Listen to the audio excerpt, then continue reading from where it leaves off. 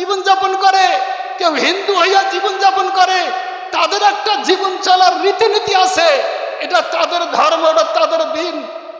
খ্রিস্টানদের আলাদা ধর্ম আছে, তাদের আলাদা জীবন চলার রীতিনীতি আছে। কিন্তু যদিও বিভিন্ন ধর্মের বিভিন্ন দিন, বিভিন্ন জীবন ব্যবস্থা তাদের আছে, এই সমস্ত জীবন ব্যবস্থা আল্লাহ পাকের কাছে কোন ক্রমে পছন্দ নয়। আল্লাহ পাকের নিকটে পছন্দ আল্লাহ পাকের মাননীয় জীবন ব্যবস্থা। তাহলে ইসলাম আর ইসলামের অনুসারী এরাই কামিয়াব, এরাই সফল হবে।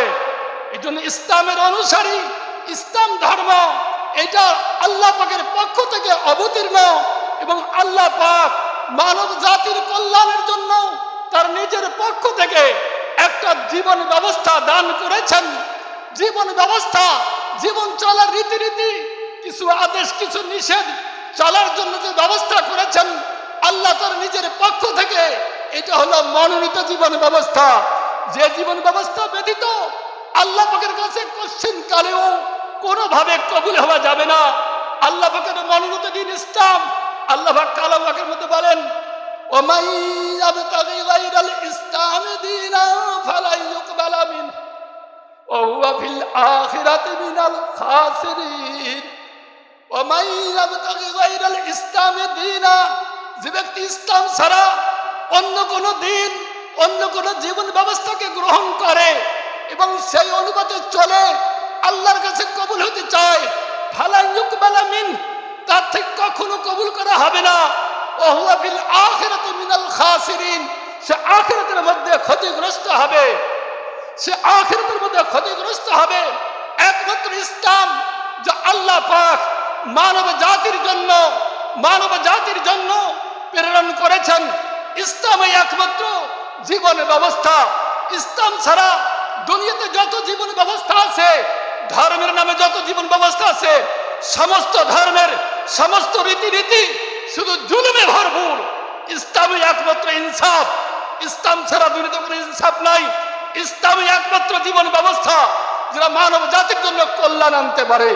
কারণ আল্লাহ পাক তিনি স্রষ্টা, তিনি মানব জাতির কিভাবে কল্যাণ আসতে পারে, কিভাবে কল্যাণ আসতে পারে আল্লাহ পাকের থেকে তা নির্ধারিত।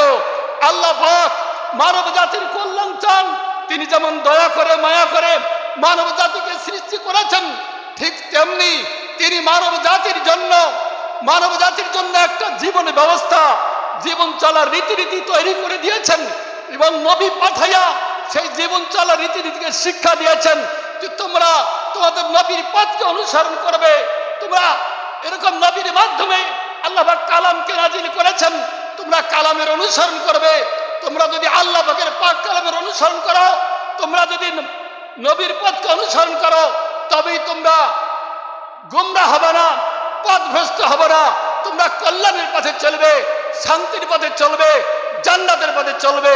যে কথা নবী সাল্লাল্লাহু আলাইহি সাল্লাম অত্যন্ত সুন্দর করে হাদিসের মধ্যে বলেন, قال رسول الله صلى الله عليه وسلم تركت فيكم امرين لن تضلوا ما تمسكتم بهما تركت فيكم امرين لن تضلوا ما تمسكتم بهما।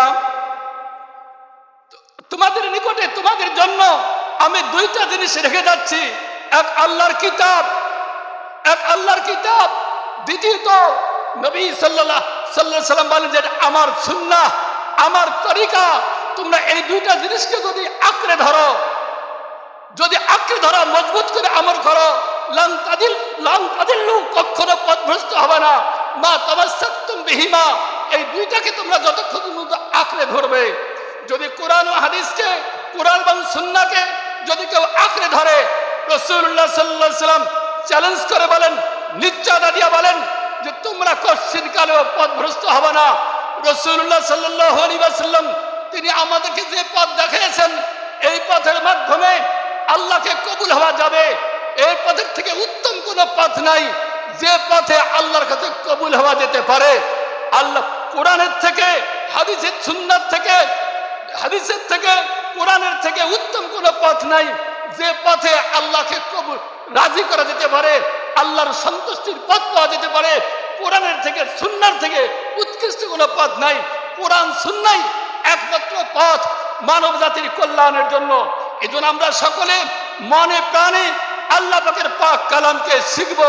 আল্লাহ পাকের পাক কালাম সম্পর্কে নবী সাল্লাল্লাহু আলাইহি ওয়াসাল্লাম নিজে বলেন, আম্মা বাদ ফাইন্না খায়রাল হাদিস কিতাবুল্লাহ খায়রুল হাদি হাদি মুহাম্মাদিন সাল্লাল্লাহু আলাইহি ওয়াসাল্লাম ওয়া শাররুল উমুরি মুহদাসাতুহা কুল্লু মুহদাসাতিন বিদআহ ইলা আখির হাদিস। নবীজি বলেন, ফাইন আম্মা বাদ ফাইন্না খায়রাল হাদিস কিতাবুল্লাহ।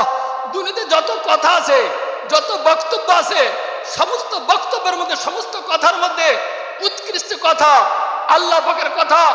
আল্লাহ পাকের কথার থেকে উৎকৃষ্ট কোনো কথা নাই। যে মুবারক কথা কালামুল্লাহ, আল্লাহ পাকের পাক কালাম, এর থেকে উৎকৃষ্ট কোনো কালাম হতে পারে না। আল্লাহ পাকের পাক কালাম, আল্লাহ পাকের সিফাত, আল্লাহ পাকের পাক কালাম তার সত্তার থেকে বের হয়েছে। আমরা ওই পাক কালামকে কেউ যদি শেখার নিয়ত করে, আল্লাহ পাক তাকে নেকি লিখে দেন। কেউ যদি শিখতে রওনা হয়, আল্লাহ পাক তার পিছনের জীবনের সমস্ত গুনাহ মাফ করে দেয়।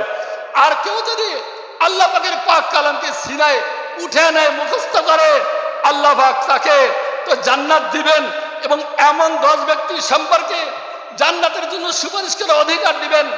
তার পরিবারের এমন 10 ব্যক্তি সম্পর্কে সুপারিশ করার অধিকার দিবেন যাদের জন্য জাহান্নাম ওয়াজিব ছিল, তাদেরকে সুপারিশ করে নিয়ে তারা জান্নাতে যেতে পারবে। আল্লাহ পাকের পাক কালামের কোনো তুলনা নাই। কেউ যদি আল্লাহ পাকের পাক কালাম শিখতে যায়, আল্লাহ পাক তার জন্য জান্নাতের রাস্তাকে সহজ করে দেয়। এজন্য পাক কালামের এই প্রতিষ্ঠান, এখানে আল্লাহ পাকের পাক কালামকে শেখানো হয়। আল্লাহ পাকের পাক কালাম অনুযায়ী জীবন গঠন করা হয়, জীবনের চর্চা করা হয়। এজন্য এই সমস্ত প্রতিষ্ঠানের সঙ্গে আমরা পুরাপুরি জড়িত থাকব। তবে হ্যাঁ, আল্লাহ পাকের পাক কালাম, আল্লাহ পাকের পাক কালাম তিনি যা আদেশ করেছেন, যা নিষেধ করেছেন, এটার থেকে কল্যাণকর কোনো আদেশ আর নিষেধ হতে পারে না। আল্লাহ যা আদেশ করেছেন আমাদের জন্য কল্যাণের, আল্লাহর কোনো উপকার নাই।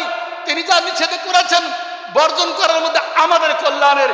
এখানে একটা কথা না বললেই নয়, নিশ্চয় বলতে হয়। তো একমাত্র আল্লাহকে মাবুদ হিসাবে, একমাত্র আল্লাহ রব্বুল ইজ্জতকে রব হিসাবে স্বীকার করা। যদি আল্লাহ তাআলাকে রব হিসাবে স্বীকার করেন, অনেক কথা আছে, একটা কথা বলতে চাই।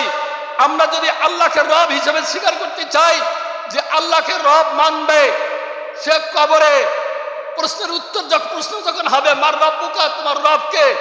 দুনিয়াতে আজকে কেউ যদি রবকে চেনে, কবরের প্রশ্ন উত্তর দিতে পারবে। যে আজকে দুনিয়াতে কেউ যদি রবকে চেনে, কবরের প্রশ্ন যখন হবে, মার রব্বুকা, তোমার রবকে, সে বলবে রব্বি আল্লাহ।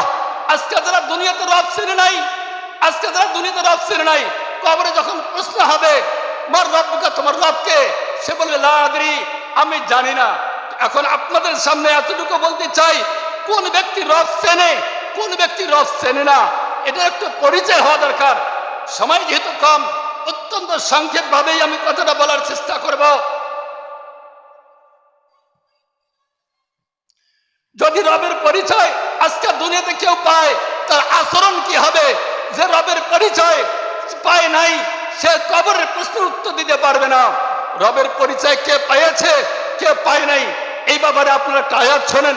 আল্লাহ পাক তার রব, আল্লাহ মাবুদ, তিনি তার পরিচয় দিচ্ছেন, ইয়া আইয়ুহান নাস উবুদু রাব্বাকুম।